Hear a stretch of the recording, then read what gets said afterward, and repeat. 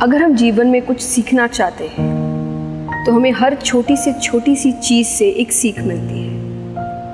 आज मैं आप सभी के बीच एक बहुत ही प्यारी कहानी लेकर आई हूँ, एक तितली की कहानी, यानी बटरफ्लाई की कहानी, कि उसके जीवन से आप क्या सीखते हैं। एक बार एक व्यक्ति एक तितली के कुकून के सामने बैठा है।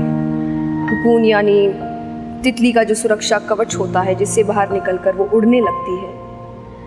वो उसे देख रहा है, घंटों बैठा है। क्यों?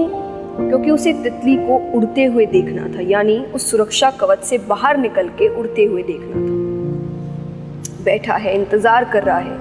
वो देख रहा है कि वो तितली उस छोटे से होल से बाहर निकलने की बहुत कोशिशें कर रही है, बहुत तकलीफ हो रही है, अपने शरीर को खींच रही है, बहुत स्ट्रगल कर रही है, पर वो बाहर निकल नहीं पा रही। कुछ देर बाद उस व्यक्ति ने देखा कि तितली ने अपनी कोशिशें बंद कर दी, मानो वो हार गई है या वहां फंस गई है। उस व्यक्ति को दया आ गई। उसने एक कैंची ली और कुकून का जो आखिरी हिस्सा था उसे काट दिया।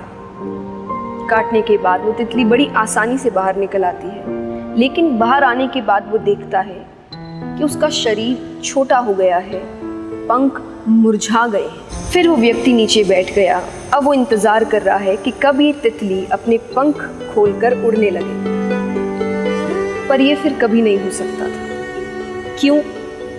क्योंकि भले इस व्यक्ति के मन में बहुत दया थी और उस दया के चलते उसने उस कुकून के हिस्से को काटा था, लेकिन वो ये जान न सका कि वो जो स्ट्रगल, वो जो मेहनत तितली कर रही थी, वो भगवान का तरीका था उसके शरीर से एक शक्ति उसके पंखों तक पहुंचे, तब जाकर उसके पंख उड़ने के लिए तैयार हो सकते थे। पर वो शक्ति या वो मेहनत उस व्यक्ति ने उसे करने नहीं दी, और इस कारण अब वो तितली जीवन भर सिर्फ रेंग सकती थी, कभी उड़ नहीं सकती थी। हमारा जीवन भी ऐसा ही है।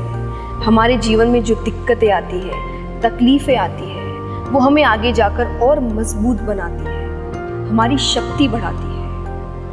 इसीलिए ये बहुत ज़रूरी है कि अपनी तकलीफ़ों का, अपने चैलेंजेस हो, स्ट्रगल हो, इसका सामना आप खुद करें, ना कि किसी और से उम्मीद रखें कि वो आपकी तकलीफ़ को आकर ठीक कर दे। क्योंकि अगर आप ऐसी उम्मीद कुछ रखते हैं, हो सकता है कुछ लोग दया के चक्कर में, या वो आपके प्रेमी है, या आपके रिश्तेदार है, या आपके अपने हैं, आपकी उस तकलीफ़ को दूर ज़रूर कर देंगे, लेकिन आपको आगे के लिए, भविष्य के लिए कमज़ोर बना देंगे।